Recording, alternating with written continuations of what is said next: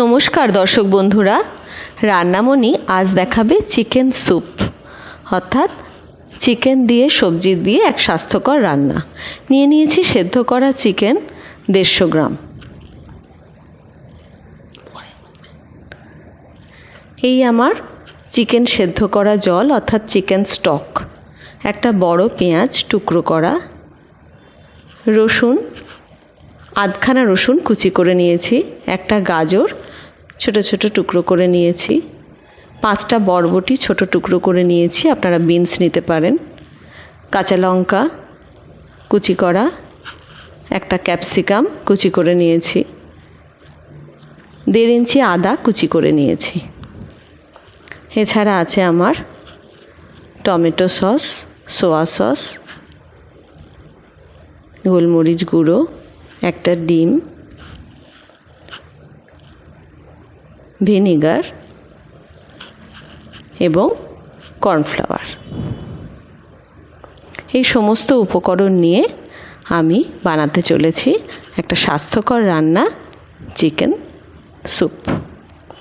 প্রথমে কড়াইতে সাদা তেল গরম হলো, একে একে রসুন কুচি, খুব অল্প সাদা তেলটা দেবেন, 1 টেবিল স্পুন দিলেই যথেষ্ট। রসুন কুচি, আদা কুচি প্রথমে দিয়ে তারপরে ছোট ছোট করে কাটা গাজর কুচি, বড় টুকরো করে কাটা পেঁয়াজ কুচি, ক্যাপসিকাম, বরবটি,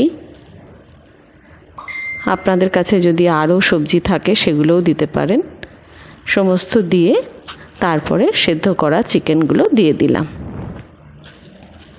সবজি সহ চিকেন হালকা নাড়ানাড়া করে তারপরে আমি দিয়ে দিলাম 1 চামচ সোয়া সস, 1 টেবিল চামচ টমেটো সস। এবার কাঁচা লঙ্কা কুচিগুলো দিয়ে দিলাম।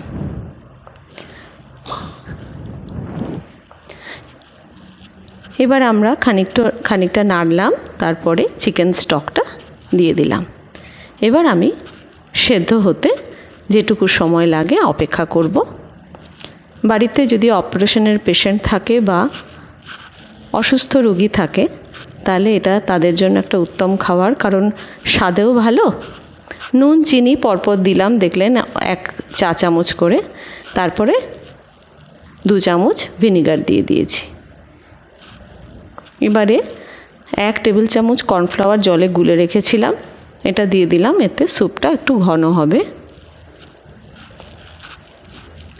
এবারে একটা ডিম, কাঁচা ডিম ফাটিয়ে রেখে দিয়েছিলাম বাটিতে, একদম সুন্দর করে ফেটিয়ে রেখেছিলাম, সেটা স্যুপের উপরে দিয়ে দিলাম। এবার দেখুন ওই ডিমটার জন্য এর চেহারাটা অন্যরকম হয়ে গেল। এটা একটা খুবই স্বাস্থ্যকর রেসিপি। এবার লাস্টে একটু গোলমরিচ গুঁড়ো দিয়ে দিচ্ছি, হয়ে গেল চিকেন স্যুপ।